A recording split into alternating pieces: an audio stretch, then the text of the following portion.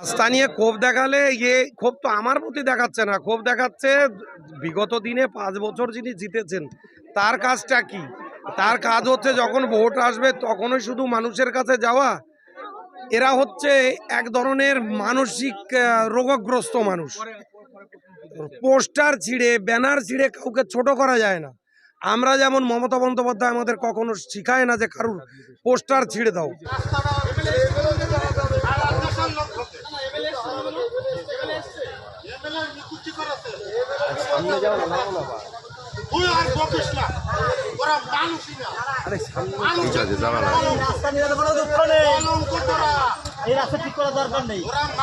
MLA এসেছিল, MLA না দরকার নেই রাস্তার, আমরা ঐতিহ্য বজায় রেখে দিচ্ছি, কোনো দরকার নেই রাস্তা। ভোট দিন জোড়া ফুলের ছাপ, এই নরসুন্দাকে ভোট দিন জোড়া ফুলের ছাপ, এই উনজা ফুলের ছাপ, ভোট ভোট ভোট দিন জোড়া ফুলের ছাপ। আপনাদের মধ্যে উপস্থিত হয়েছেন গাইঘাটা বিধানসভা কেন্দ্রের সুনামধন্য প্রার্থী মমতা।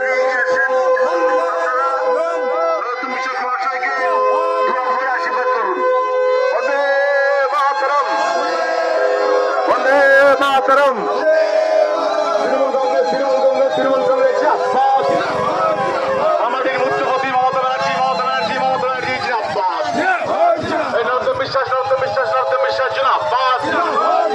ভোট ভোট ভোট দিন, এই ভোট ভোট ভোট দিন,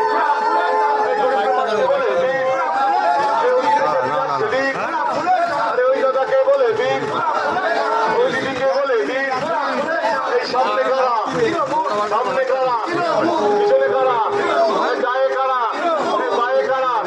বন্দে মাতরম বিশ্বাস।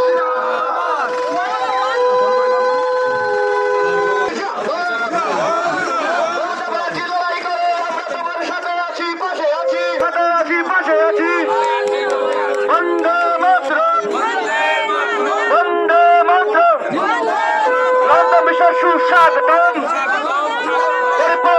তা নিয়ে ক্ষোভ দেখালে ক্ষোভ তো আমার প্রতি দেখাচ্ছে না, ক্ষোভ দেখাচ্ছে বিগত দিনে 5 বছর যিনি জিতেছেন তার কাজটা কি।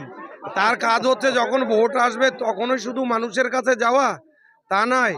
জনপ্রতিনিধি যে তাকেও তো দরকার, আমাদের পর ক্ষোভ দিয়ে তো কাজ হবে না। তার কারণ আমরা যতটুকু পেরেছি ততটুকু করেছি।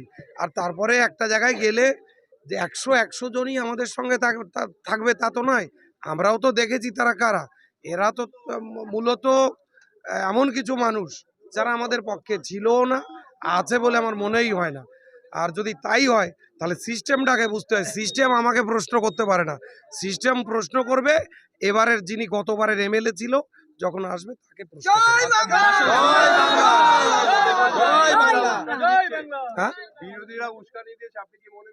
না না এই উস্কানিতে আমার কোনো ব্যাপার না। আমি তো সব সময় সমস্যার সামনাসামনি হতে খুব ভালোবাসি।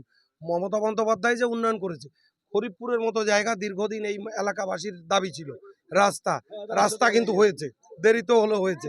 আর যেটুকু বাকি আছে আমাদের পঞ্চায়েত সমিতির সভাপতি বললেন যে এ রাস্তা মানে অর্ডার হয়ে আছে, নির্বাচনের পরে কাজ শুরু হয়ে যাবে। পাশাপাশি একাধিক জায়গায় ইজাপুর ওয়ানের একাধিক জায়গায় দেখা যাচ্ছে আপনার পোস্টার ব্যানার ছেঁড়া হচ্ছে, কি বলবেন? এরা হচ্ছে এক ধরনের মানসিক রোগগ্রস্ত মানুষ। পোস্টার ছিঁড়ে ব্যানার ছিঁড়ে কাউকে ছোট করা যায় না। আমরা যেমন মমতা বন্দ্যোপাধ্যায় আমাদের কখনো শিখায় না যে কারুর পোস্টার ছিঁড়ে দাও বা মোদির পোস্টার ছিঁড়ে দাও বা কারুরই পোস্টার ছিঁড়ে দাও। আমরা এতে বিশ্বাসী না, আমরা উন্নয়নে বিশ্বাসী। আমরা ফ্ল্যাগ অন্য কিছুতে বিশ্বাসী না।